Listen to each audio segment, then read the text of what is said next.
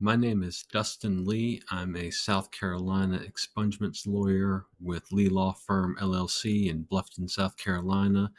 We handle expungements throughout South Carolina, meaning if you are in the Lowcountry, the Upstate, the Grand Strand, Midlands, or wherever you are, again, Greer, Rock Hill, Myrtle Beach, Aiken, Columbia, Bluffton, Charleston, wherever you are, we can generally assist with an expungement matter, helping with South Carolina state level offenses. The purpose of this video is not to go into detail about whether your charge or charges may or may not qualify, but to talk about some of the things that have caused frustration for people that I have had consultations with before. So we're waving our hands at you and saying, hey, these conversation topics may come up, so be aware of them. Uh, so topic number one, I think it's very important, and it may sound obvious to someone who does what I do every single day, but we do charge a consultation fee for consultations concerning this.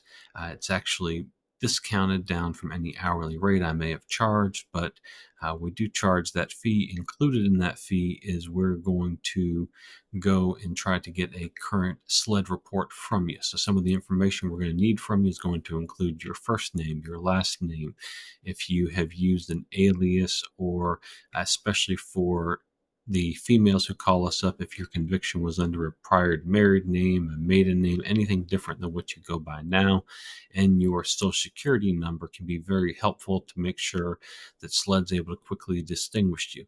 So we're going to cover that part of the process. We're going to need that to really be able to help you at all. So if you're telling us, hey, I'm not going to give you that information, you're just not going to have it. You're just going to have to deal with this. I'm not going to give you my, again, date of birth or social, whatever it is.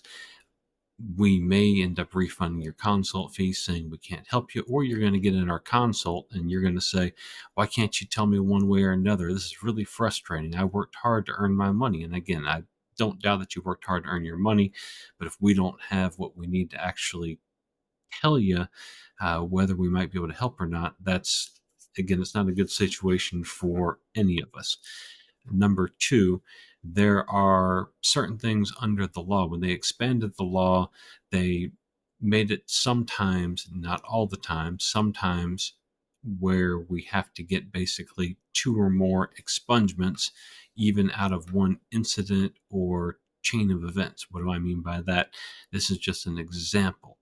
If you had something along the lines of like a simple possession of marijuana from 7 years ago, and that's your only charge ever in your lifetime, you've never even had a speeding ticket since then, you did a conditional discharge or a PTI or something similar to help deal with that simple possession of marijuana charge, and again, nothing's happened since, and not even a speeding ticket, etc.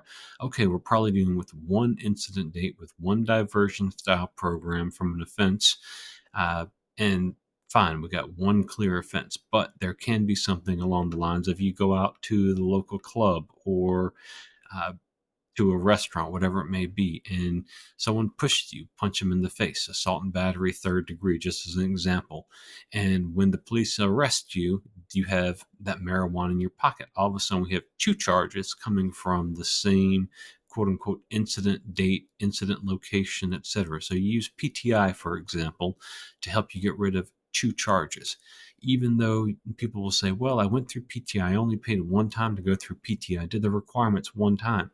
Okay, I hear you, but there are parts that are state legislators, the people who make the laws, the people who we elect and go up to Columbia and make the laws and tell us what qualifies and what doesn't qualify at the end of the day and what categories we're allowed to utilize and have.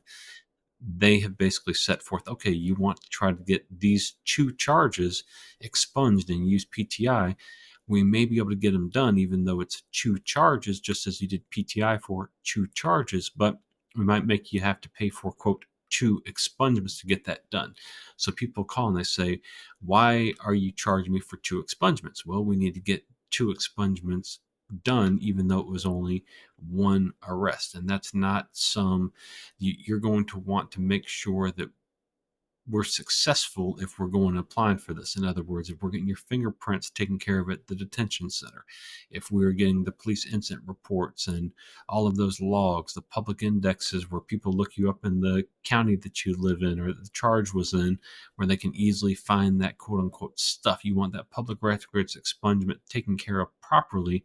We need to make sure that everything that came out of that event gets handled at one time. And that can sometimes raise the cost, because if I were to quote you one fee for one charge, such as a simple possession that you did a PTI for, versus having two charges that we need to do two expungements, it may very well be twice the cost to get that done, because I'm doing two expungements and tying it all together.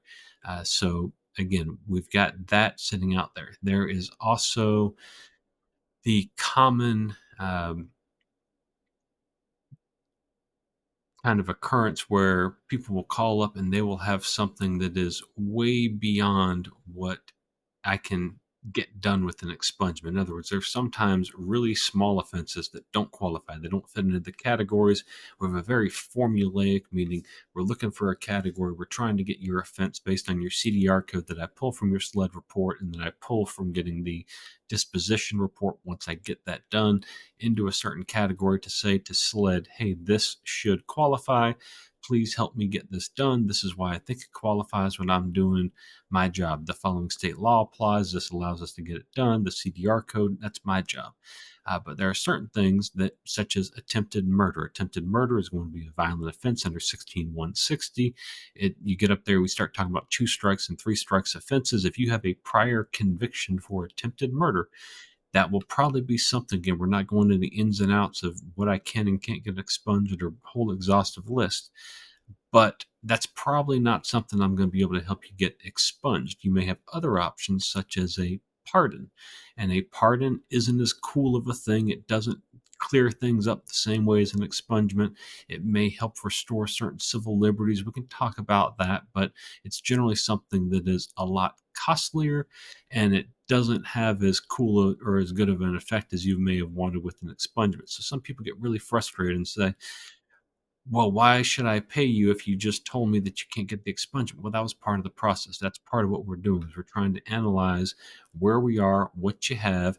Some people will call me and they'll call me before they hit a certain timeline where they're eligible for expungement. And we figured out good information. Hey, I can't help you right now, but if you keep the following clean or you don't do X, Y, or Z, I may be able to help you under our current law in a year and a half, in 2 years. Well, that's good information to know. Some people will just call, literally, they will have an attorney, whether it's a public defender or a private attorney, and they want to know, because for whatever reason their attorney doesn't do much of this quote unquote stuff, or they're trying to represent themselves. If I plead guilty, if I take this offer, will I be able to get this expunged? Does this fit under current law as something that is expungible? Okay, well, I tell you, no, it's not expungible. In other words, again, if you plead guilty to that attempted murder under current law sitting as we have right now, I'm probably not going to be able to help you. If they change the law, maybe. In other words, there were people 10, 15 years ago that had certain offenses that could not be expunged, and now they might be able to get expunged because of the way the law has broadened out a little bit, even since I've been in practice. So again, those are a few of things that are kind of common frustrations from people that call me up. Again, our number is area code 843-474-0614. Dustin Lee with Lee Law Firm in Bluffton, South Carolina. Thank you.